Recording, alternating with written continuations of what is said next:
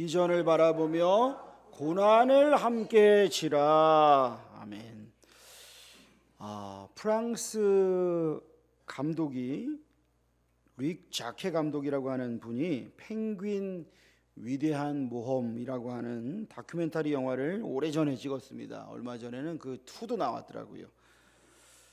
4년 이상의 제작 기간 동안 무려 370일을 그 찍는 스태프들이 남극의 혹한 속에서 펭귄과 동고동락하면서 촬영했어요. 그 혹한 속에서 거의 스태프들이 펭귄이 된 거죠.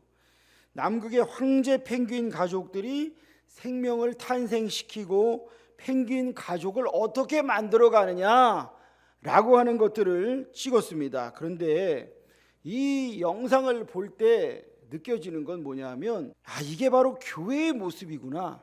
진정한 교회 공동체의 모습이 이거구나 라고 하는 거예요. 이 남극에 사는 이 황제 펭귄들은요, 오모크라고 하는 그 장소를 찾아가는데 조상 대대로 그 장소에 모여서 거기서 짝짓기를 하고 거기서 알을 낳습니다. 암컷 하나, 수컷 하나, 일부일처제예요. 짝짓기하고 알을 낳는데 알을 낳은 어미는 지쳐버립니다. 그리고 이 알을 낳고 나서는 조심스럽게 수컷에게 발로 전달을 하는 거예요. 발에서 발로. 땅에 떨어지면 얼어붙어요. 그러니까 수컷에게 전달하고 그동안 이 알 낳는다고 고생했으니까 영양 보충하러 떠납니다. 그리고 태어날 새끼에게 먹일 그 음식을 뱃속에다가 채우기 위해 바다로 가는 겁니다. 수컷은 그러면 얼마나 기다려야 될까요? 암컷을 3개월에서 4개월을 기다립니다. 3, 4개월을 기다리는데 수컷은요 그때 굶주리고 있는 거예요. 여러분 펭귄이 어떻게 생긴지 아시죠? 그 지방이 괜히 그렇게 있는 게 아니에요. 그 3, 4개월을요 아무것도 못 먹고 거의 동면하듯이, 그리고 발은 알을 위에 올려놓고 그러고 있는 겁니다. 체중이 반으로 줄어듭니다.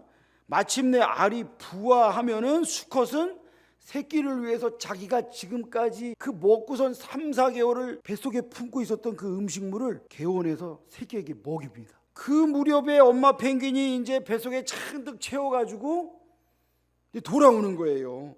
그리고 그걸 다 또 개원해서 새끼에게 주면은 이 자식을 인수하고 인계하고 하면서 수컷은 또 떠나요.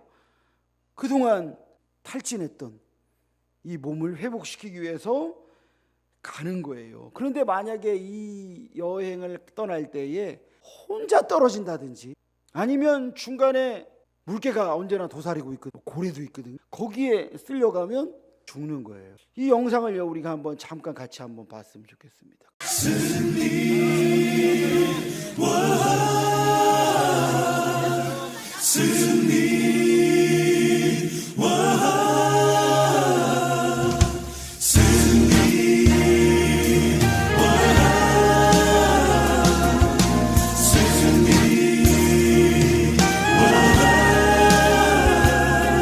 승리가 무엇인 줄 아는가? 승리가 무엇인 줄 아는가? 더 좋고 편한 가능성의 유혹을 저련히 잘라버리고 오직 주님만 따라가는 것 바로 승리라네.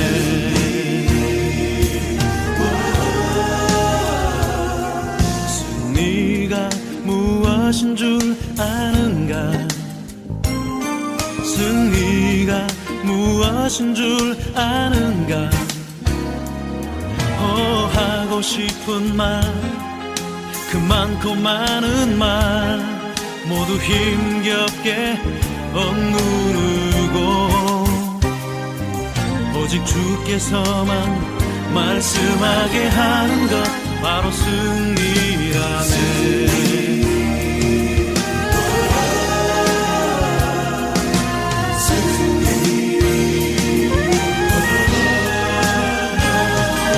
결과가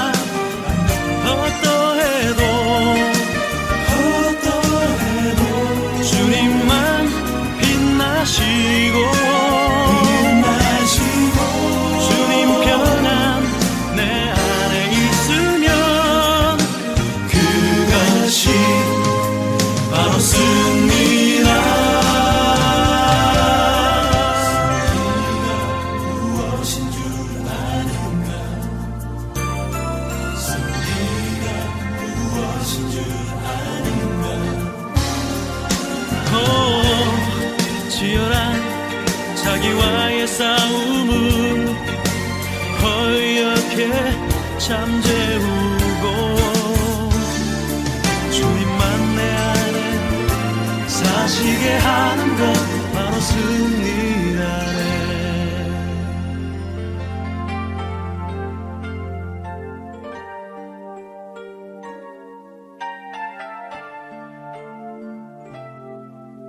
오직 주님만 따라가는 것, 오직 주께서만 말씀하게 하는 것, 주님만 내 안에 사시게 하는 것 바로 승리라네.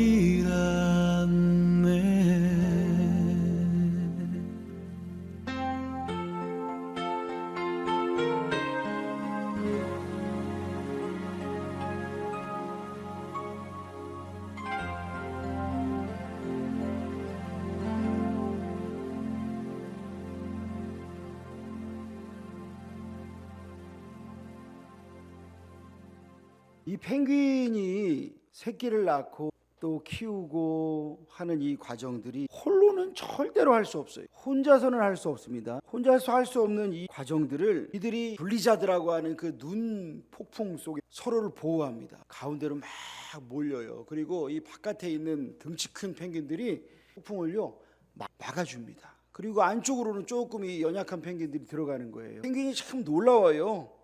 추위를 견디기 위해서 서로 막 몸을 맞대고요 체온을 유지합니다. 본능적으로 그래야 산다는 걸 아는 거예요. 새끼를 낳고 먹을 걸 구하러 가고 또 기다려주고 하는 이 모든 과정들이 참으로 놀랍습니다. 이걸 보면서 여러분, 교회가 어떤 곳인가 라는 것을 생각해 보게 되는 거예요. 여러분, 교회는 어떤 곳입니까? 교회에서 외따로 떨어져서 홀로 신앙생활 할 수 있습니까? 없습니까? 요즘에는 그런 가나안 신자들이 많아요. 안 나가 신자라고 하는 거예요. 그러면서 나는 신앙생활 한다 그러는데 신앙생활이 아니에요. 그거 할 수가 없습니다. 그냥 관념적으로 나는 믿는다라고 하는 거지, 그거는 주님이 기뻐하시는 믿음이 절대로 아닙니다. 우리는요 성령의 바람 부는 곳에 모여야 합니다. 할렐루야. 성령의 불이 있는 곳에 모여야 삽니다. 할렐루야. 잠에서 깰지어다. 우리는 모여야 되는 거예요. 혼자서 고독하게 도 닦으며 신앙생활하는 거 그거 안 되는 거예요. 여러분, 펭귄이요 이 겪는 고난은요 무의미한 고난이 아닙니다. 생명을 탄생시키기 위해서, 그래서 겪는 고난입니다. 열매가 보이는 고난입니다. 우리도 마찬가지입니다. 영적인 자손들을, 그러니까 영적인 열매를, 생명의 열매들을, 영적인 가족들을 만들기 위해서는 어떻게 해야 돼요? 고난의 대가를 지불해야 됩니다. 고난 없이는 절대로 열매가 맺어질 수가 없어요. 한 영혼을 구원하기 위해서는 어떤 대가도 내가 치르겠다라고 하는 그 용기가 필요합니다. 펭귄이 알을 낳고 나서 그 알을 얼마나 조심스럽게 대하는지 모릅니다. 애비가 먹이고 얼마나 조심스럽게 대하는지 몰라요. 오늘 우리가 읽은 룻기의 본문은요, 먹을 것을 찾아서 외국으로 이민 갔다가 남편과 두 아들이 죽은, 그리고 남겨진 시어머니와 두 젊은 과부 이야기입니다. 베들레헴에 살다가 너무 힘들어서 외국으로 모압 땅으로 이민을 갔습니다. 거기에서 남편이 먼저 죽고 아들 둘이 있었는데 다 결혼했는데 10년 차가 됐을 때 두 아들도 다 죽었어요. 그 여자들만 셋이 남은 거예요. 여러분, 약속의 땅에 왜 고통이 오느냐? 약속의 땅에 어떻게 고통이 올 수 있느냐라고 이야기할 수 있잖아요. 그런데 우리 예수님 뭐라 그러셨어요? 다 같이 시작. 세상에서 너희가 환난을 당하나 담대하라. 세상에서 너희가 환난을 당하나 담대하라, 내가 세상을 이겼다. 우리가 환난 당하고 고난 당한다는 거예요. 그런데 예수님이 이겼기 때문에 우리가 예수님을 의지하고 예수님을 붙들고 싸워 이기라는 거예요. 수많은 어려움이 찾아오는데 이 룻의 가정이 아니죠, 나오미의 가정에 그러한 큰 어려움이 왔어요. 근데 이 시대가 어떤 시대였느냐 보니까 각자 자기 소견에 옳은 대로 행하던 시대였대요. 그러니까 지멋대로 살던 시대였다는 거예요. 이 사람들이 흉년을 만났거든요. 그래가지고 해외로 가면 잘 살 수 있지 않겠냐고 모압 땅으로 이민을 간 거거든요. 그런데 거기에서 또 환난을 당했어요. 여러분, 우리에게요, 흉년이라고 하는 게 뭡니까? 직장을 잃어버려서 직장 때문에 괴로워하는 사람들, 먹을 것이 없어가지고 돈이 없어가지고 힘든 사람들, 경제적인 흉년이잖아요. 건강이 그냥 무너져가지고 내가 옛날에는 이러지 않았는데 왜 이렇게 내 뜻대로 안 되는가? 건강의 흉년이잖아요. 인간관계가 깨지고 가족관계가 깨지고 부부관계가 깨지고 그래가지고 그것 때문에 괴로운 사람들은 인간관계의 흉년이잖아요.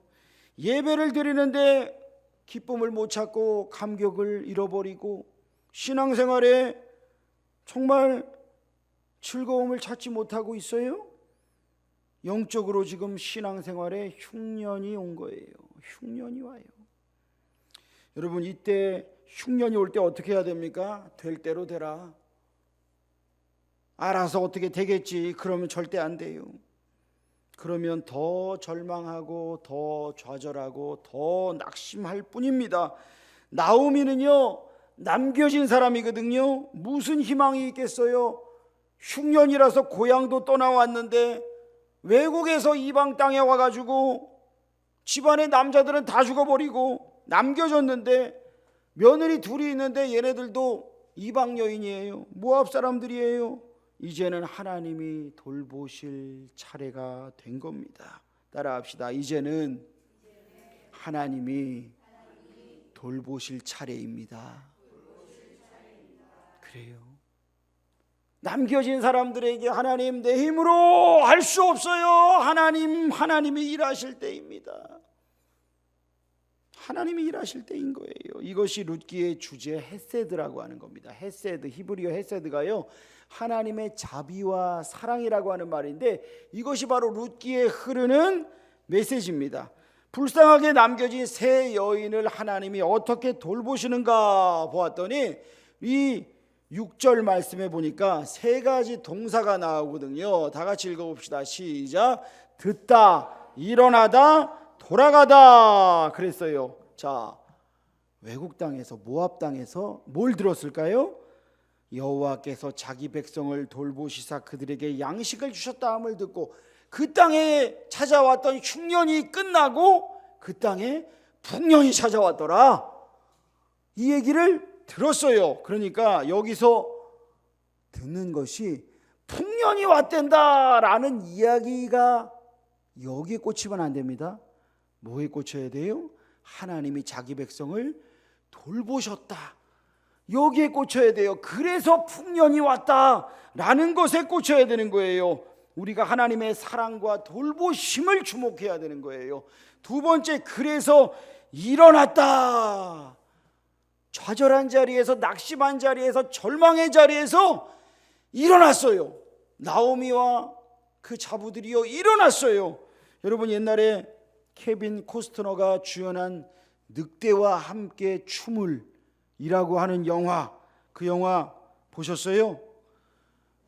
늑대와 함께 춤을. 그 인디안 부족은요, 사람의 이름을 지을 때 그 사람의 어떤 특징을 가지고 어떤 주목할 만한 걸 가지고 이름을 짓는데 이 늑대와 함께 춤을 해 부인의 이름이 뭐냐? 주먹 쥐고 일어서예요. 주먹 쥐고 일어서. 여러분, 하나님이 자기 백성을 돌보셨다는 소식을 듣고 주먹 쥐고 일어섰어요. 일어나는 거예요. 여러분, 좌절의 자리, 낙심의 자리, 절망의 자리에서 주먹 쥐고 일어서시기를 축원합니다. 일어나야 되는 거예요. 한자로 하면 뭐가 되겠어요? 기립발광. 기립발광. 막 그 발광 아니에요.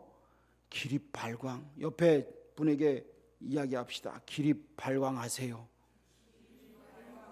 예, 요거 아닙니다. 이 발광이 그 요가 아니에요. 빛을 발하는 겁니다. 주저앉아 있지 말고 일어나라는 거예요. 주저앉아 있지 말고 일어나라. 일어나라. 일어나야 사는 거예요. 계속 주저앉아 있으면 그냥 침대랑 붙으면 안 돼요.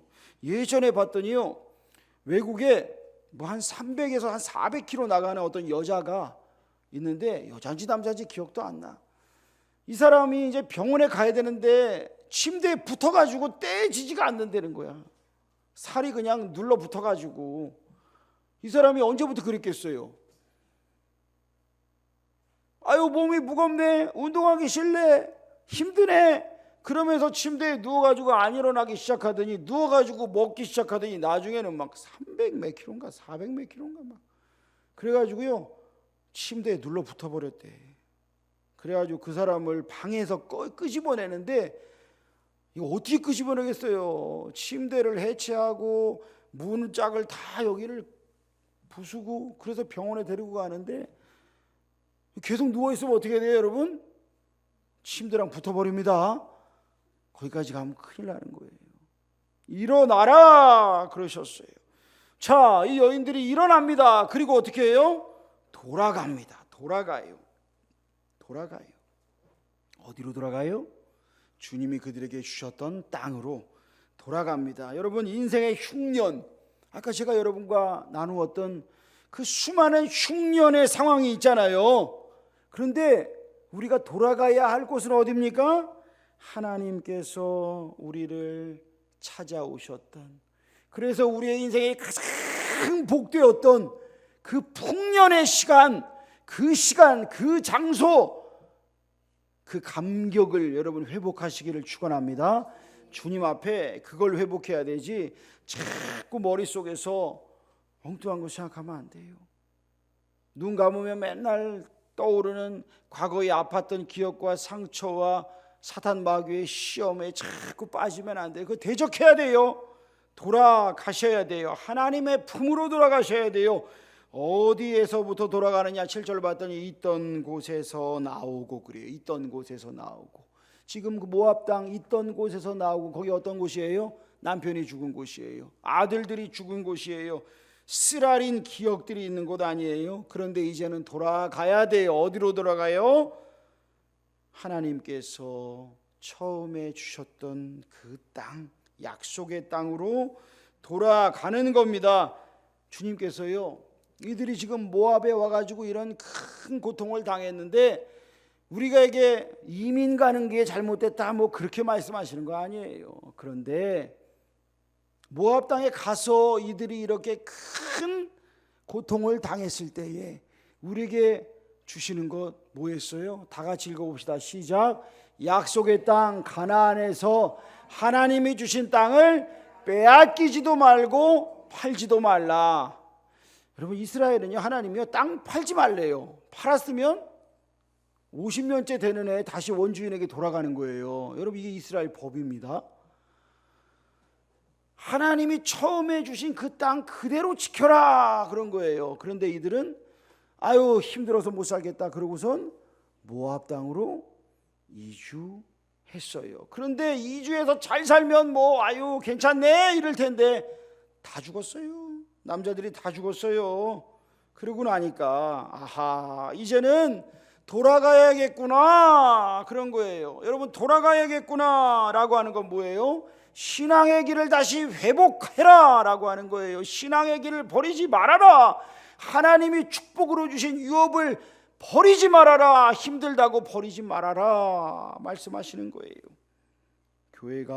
교회 생활이 힘들다고 여러분 혹시나 생각하는 분 계세요? 그래서 아유 교회 그만 다녀야 되겠다 라는 분들, 그런 분들이 보면 다른 데 보면 종종 있어요. 그래가지고 보면 교회 옛날에 다녔다 그러고 뭐 언제까지는 다녔다 그러고 그러는 분들이 종종 있어요. 어떤 분들은 옛날에는 참 열심히 섬겼는데 지금은 그냥 아무것도 안 해요 라는 분도 있어요. 여러분, 그게 잘하는 게 아닙니다.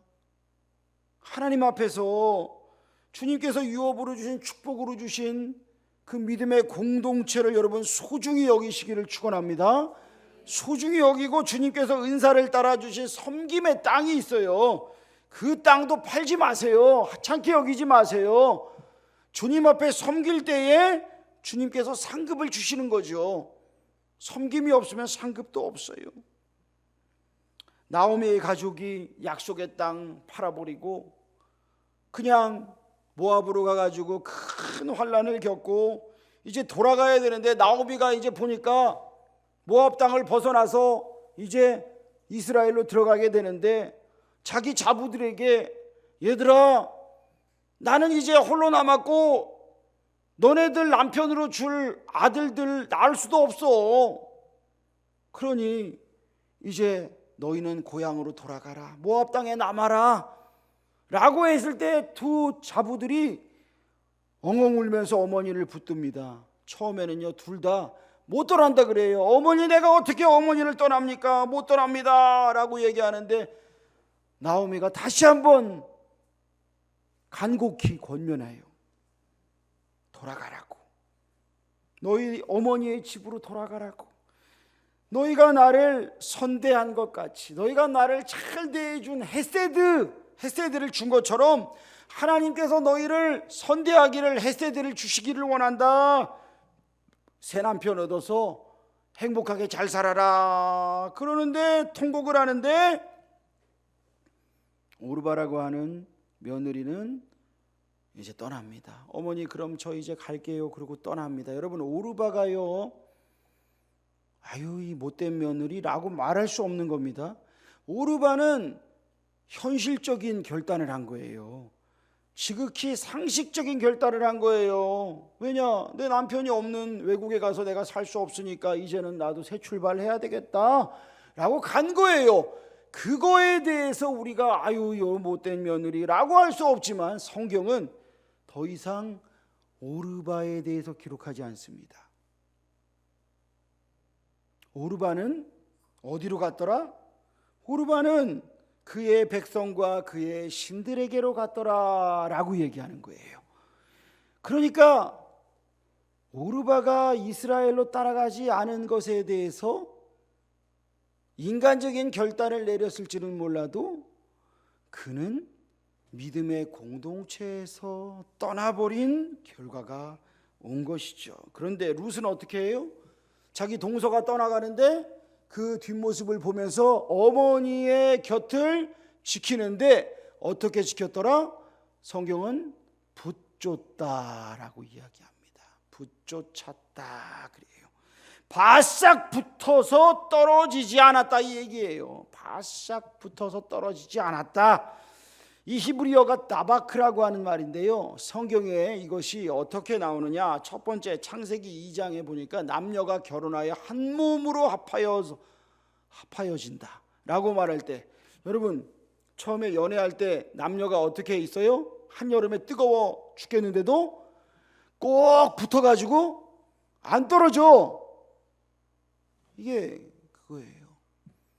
시편 63편 보니까 하나님이 우리를 얼마나 단단히 붙들고 계시는가, 이 말이, 이 단어가 쓰이고요.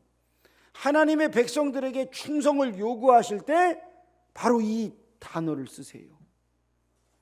형제보다 친밀한 관계를 표현할 때 또 이 단어를 쓰는 거예요. 그러니까 하나님을 꼭 붙들고 놓지 말고 사랑하고 충성하고 이렇게 주님의 뒤를 쫓는 것, 그것이 바로 룻이 나오미를 지금 붙들고 목숨을 걸고 따라 나섰다는 거예요.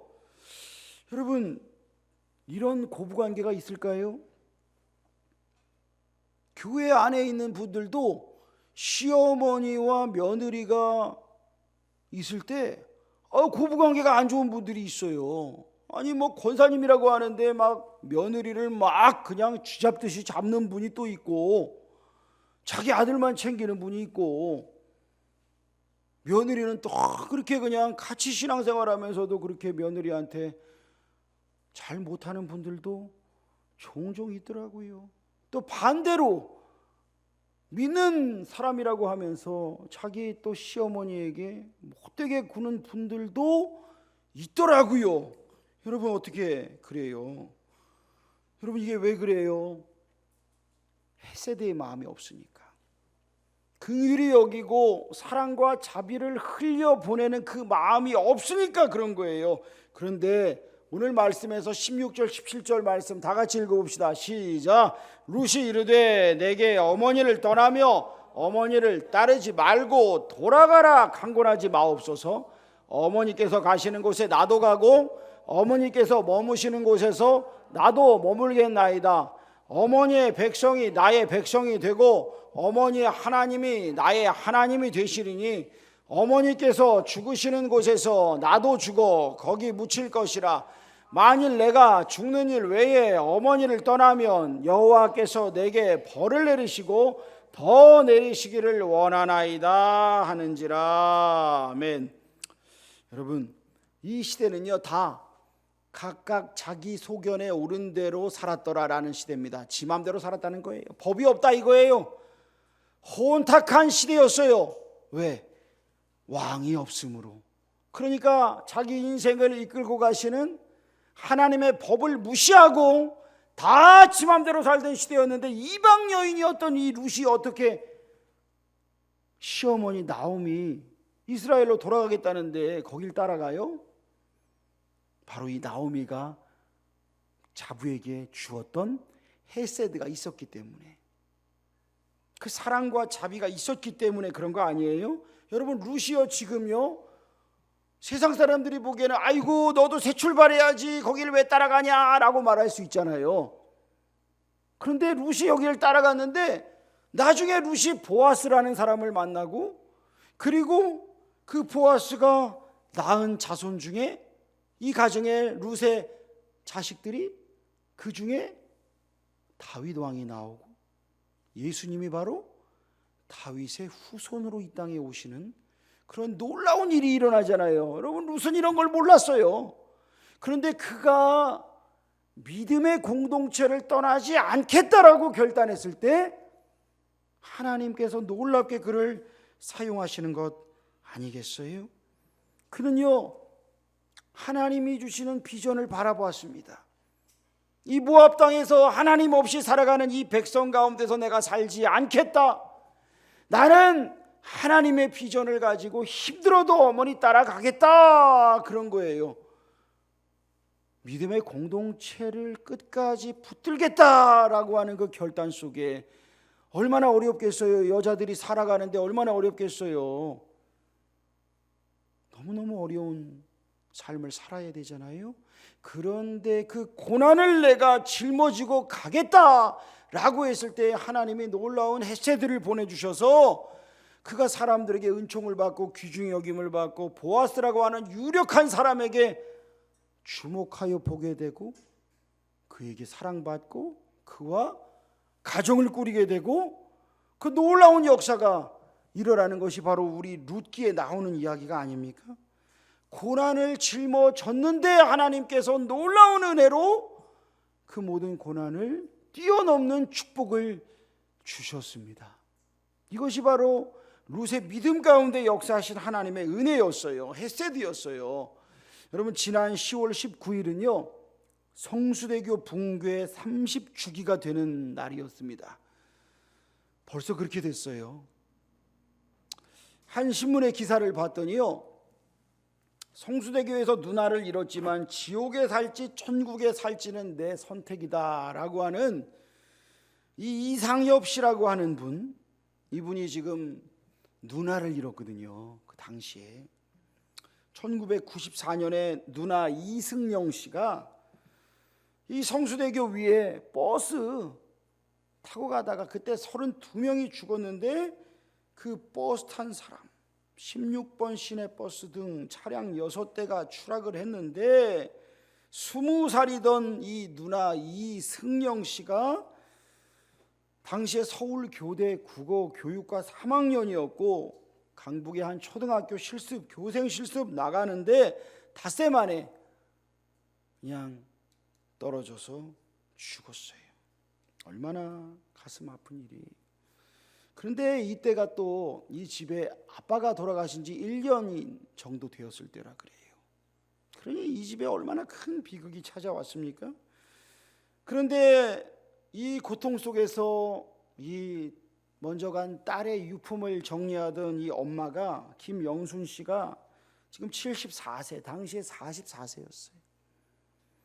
이분이 딸이 남긴 일기장을 발견을 합니다. 근데 거기에 뭐라고 써 있었냐면 내가 일생 동안 하고 싶은 일이라면서 14가지 소원을 적어놨어요. 이 승영 씨의 14가지 소원 여러분 잘 안 보이죠? 1번 100명 이상에게 전도한다. 2번 목사관을 짓는다. 3번 교회를 짓는다. 4번 장학금 제도를 만든다. 5번 신앙 소설을 쓴다.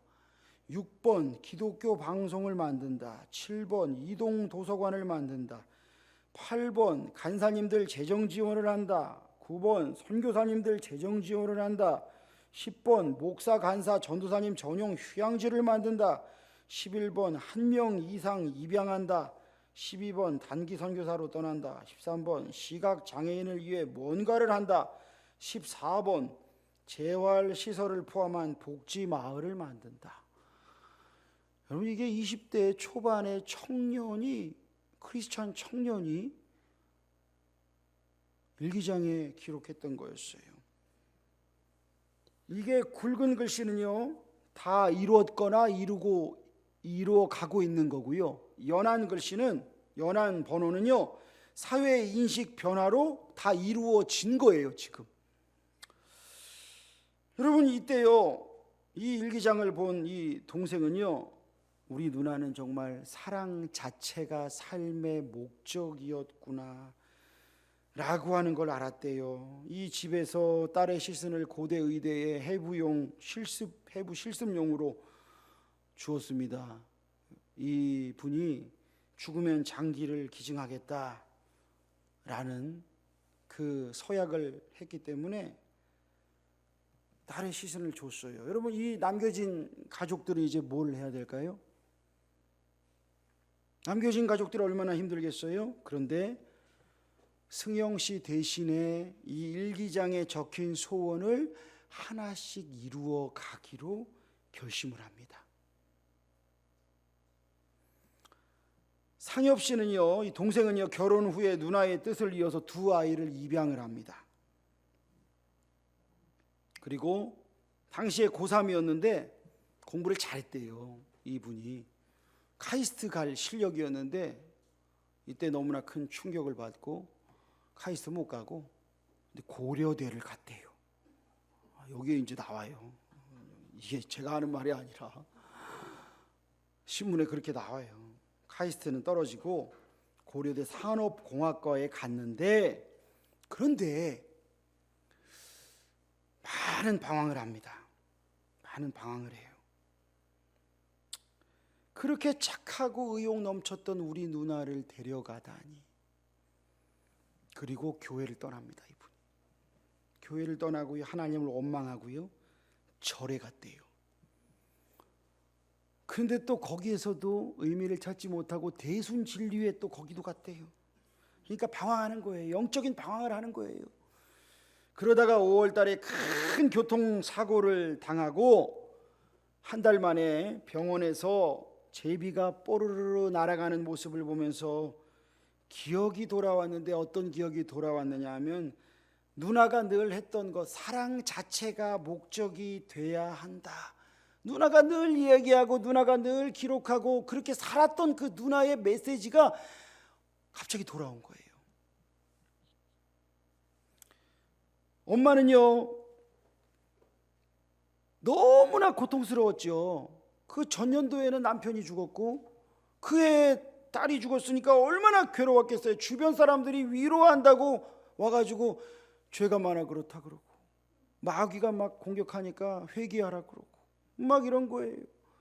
이 어리석은 사람들이 또 그런 소리를 해대니 얼마나 무너졌겠어요. 그런데 어머니가 이 딸을 잃은 그때부터 결심을 합니다. 내 소원을 내가 다 이루어 주겠다. 결단을 하고 일어납니다. 사고 보상금으로 2억 5천만 원을 받았대요. 당시로서는 얼마나 큰 돈이에요. 그거 갖고 근데 뭐 슬픔이 뭐 보상이 돼요? 그런데 이거를 남서울교회 출석하는 교회에 다 기부를 하고 딸의 이름을 따서 승영장학회를 만듭니다. 형편이 어려운 신학생들 또 이분들에게 지원을 하고 복지마을을 만들어 가지고 그 장학금을 받은 분이 복지마을을 만들어 가지고 그 소원을 또 이룬 거예요. 승영 씨의 소원을 이루었어요. 또 이 장학회에서 군 부대에다가 이동 도서관을 또 만들어서 보내주고, 그러니까 지금까지 한 200명 정도가 이 장학회의 지원을 받아서 공부를 했다라고 합니다. 그리고 이 승영 씨가 초등학교 때 쓴 시가 있었는데 그거를 묶어가지고 시집을 얼마 전에 출간을 했다라고 해요. 여러분, 이 가정이요, 딸이 죽고 누나가 죽고 얼마나 큰 고통을 당했어요.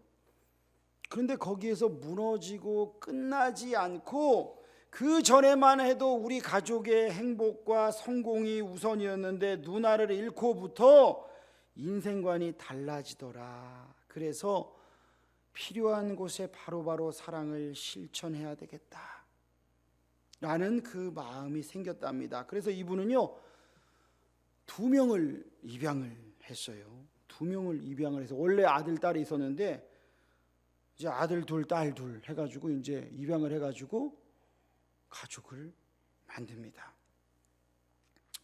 내 아이를 키우는 거예요. 10년간 똥기저귀를 갈았다 그래요. 웃으면서 이야기할 수 있어요 이제는. 그리고 얼마 전에 보니까 중국에 여행 갔던 그 모습들이 있어요. 16평짜리 집에 5명이 살고 있었는데 하나님이 넷째를 입양하라 라는 음성을 들려주셨대요. 그랬더니 이분이 그랬대요. 그럼 기적을 보여주세요. 우리 집 너무 좁은데요. 그랬는데 하나님이 기적을 주셨대요. 갑자기 회사에서 보직이 바뀌고 금전적인 여력이 생기면서 16평 아파트를 월세로 돌리고, 이분이 주식 투자를 했는데 그게 상장 폐지 위기까지 갔던 게 갑자기 기사회생해서 5배가 오르면서 그 돈으로 여기에 몰빵을 했었대요. 이분이 일원동에 30평 집을 샀습니다. 그래서 6명이 살만한 환경이 갖추어졌습니다. 지금 이분은요 우즈베키스탄과 연관된 여행사를 운영하면서 주식 투자로 살고 있대요. 가족은 여전히 30평 집 거기서 이제 6명이 살고 있고 더 호화로운 그런 삶을 좇지는 않습니다 라고 이야기를 해요. 그러니까 이분이요 이 누나가 결심했던 것들, 그 모든 것들을 엄마는 지금 선교사로 나가 있대요. 엄마는 내가 단기 선교사로 가겠다 그랬는데 자기가 딸이 못 간 거를 엄마가 이어서 지금 선교사 나이 드시고 가셨고, 이 동생은 누나가 못했던 것들을 또 하려고 열심히 하고 있고, 또 이 사회를 바꾸는 일들을 하다 보니까 국회의원들이 또 법안을 발의하고, 그 얼마 전에 시각장애인이었던 김예지 의원이라고 있잖아요. 그분은 화장품의 점자 표기를 하는 법안을 발의했다 그래요. 이 화장품이 뭔지. 그러니 예전에는 지체장애인들 보면 정박하라 그랬잖아요. 근데 요즘엔 그 말 안 쓰잖아요. 그게 이제 마라톤이라고 하는 영화가 나오고선 인식 개선이 되고 중증 장애인 보호하는 많은 법안들이 나오고 그랬는데, 이것들이 다 지금 수많은 것들이 바뀌어 갔다는 거예요. 그런데 이런 부분들의 상당한 부분이 이분도 일조한 부분들이 있어요. 여러분, 이분이 하는 얘기 중에 이런 얘기가 있었습니다. 비는 누구에게나 내립니다. 비는 누구에게나 내립니다. 여러분, 그 비가 무슨 비겠어요? 많은 사람들이 견디기 힘든 그런 비가 아니겠어요? 그런데 지금도 이 다리를 가끔씩 건너지만 이 다리가 어쩔 때는 사고가 난 다리인지 아닌지 잊고 건널 때도 있다는 거예요. 근데 바로 이 누나가 우리가 그 사랑을, 자기가 품었던 그 사랑을 함께 이어가는 걸 볼 때 얼마나 기뻐할까. 누나가 우리가 지옥에 살지 않고 천국에 살고 있는 것을 보면서 얼마나 기뻐할까라는 이야기를 합니다. 여러분, 지금 룻기에 나온 나오미의 가정이 겪은 이야기도요, 이런 것과 비슷한 이야기잖아요. 이 얘기와 비슷한 이야기잖아요. 그렇죠? 그런데 거기에서 끝나면, 우리의 인생이 그런 것에서 끝나면 얼마나 힘들고 괴롭고, 그러다가 끝났구나, 불쌍한 인생이에요.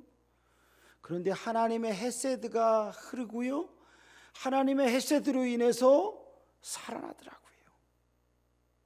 그리고 그 헤세드를 받은 사람들이 그 헤세드를 나누더라고요. 고난이 오더라도, 괴로움이 오더라도 주님이 주신 하나님 나라를 향해서 믿음의 공동체를 건강하게 꾸려나가면서 우리의 영혼이 살고 많은 영혼들을 살리기 위한 그 주님의 비전을 품어 나가면서, 그걸 향해 달려가면서 고난을 짊어지고 걸어갈 수 있는 저와 여러분 되시기를 주의 이름으로 축원합니다. 기도하겠습니다. 하나님 아버지, 우리 안에 하나님 아버지의 마음, 그 마음이 있기를 원합니다. 고난의 처해 쓰러져 있고 넘어져 있고 좌절하여 낙심한 영혼들을 바라보면서 일어나라, 빛을 발하라, 주님이 들려주시는 그 음성을 듣고 일어나게 하시고 일으켜 주게 하여 주시옵소서. 하나님, 영혼을 살려내는 그 비전, 한 영혼을 천하보다 귀하게 여기셨던 우리 예수님의 마음을 품고 우리에게 허락하신 그 영혼들을 소중히 여기고 살려내고 구원하는 그 주님의 비전을 이루어내는 우리 모든 성도들이 되고 우리 교회가 되게 하여 주옵소서. 어떠한 고난 가운데서도 주님의 비전을 이루어내는 우리들이 되도록 주여 크신 은혜로 덮어 주옵소서. 예수님의 이름으로 기도합니다. 아멘.